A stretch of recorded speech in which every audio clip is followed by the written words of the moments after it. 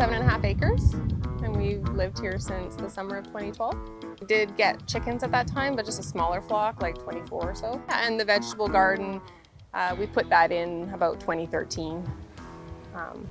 We always knew it would be like a market garden and stuff, and I've always sold things from the farm. So then it developed into having more chickens, meat birds as well, and for pleasure we got a couple horses. And then we had a very unique opportunity to get into European Mouflon sheep. So we dove into that in 2016. They're not trainable, they're very wild. Genetically, they're the first sheep ever, so they're just programmed wild. But I really like the idea. I like odd, complicated things. So I convinced my husband that this is a once-in-a-lifetime opportunity. So we changed our fencing and stuff to accommodate the sheep. Mouflon are from Corsica, from Sardinia.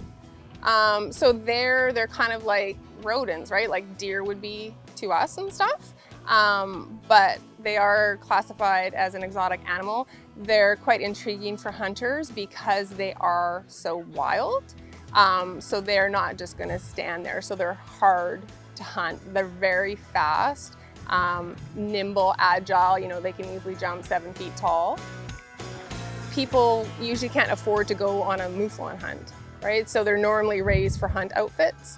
So you spend, you know, 3 to 5 grand, you pick the animal you want to hunt, you go away with your friends and stuff and you shoot your mouflon, is normally what they're sold for. So there aren't anybody else selling them into the open market for meat.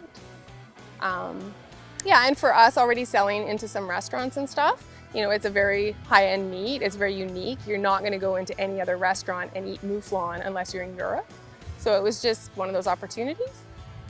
My background is marketing, so I like to kind of find those creative opportunities and kind of a niche. It's about 1% fat, doesn't taste like lamb. They're rare, like there's no other breeders on the island. Like I said, there's only one other breeder in Canada. There's some small little fanciers where they have small little herds and stuff of them. So we do sell their hides, I get those professionally done. And then their skulls as well. So we have trophy genetics. So we do slaughter at a year old. I do grow out some to about 2 years old. So they're not full curl, but they're very long and big, like wide bases and stuff. So they're pretty impressive. The farthest we've sent skulls is Quebec. Our taxidermist took some and sold some out to Ontario and Toronto and stuff. And we have hides in some different provinces, so it's kind of fun. I've always loved animals my whole entire life. So it just made sense to have animals. I do like to serve other people, so it made sense to have more than just enough for us and to share with others.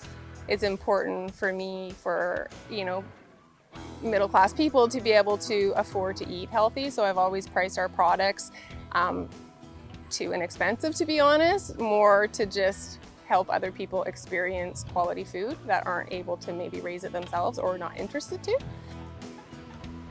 I've expanded a fair amount with the chickens, primarily because it's less labor intensive. So I'd say chickens is more where the income comes from. Sheep, we're starting to do some live sales. So we have 3 going out to Saskatchewan at the end of the summer, and we have a couple up in Sayward and stuff now. So that's, you know, a decent amount. But again, even though it's a unique exotic animal, we don't price tag them as that. They're priced very reasonable. We do sell hay.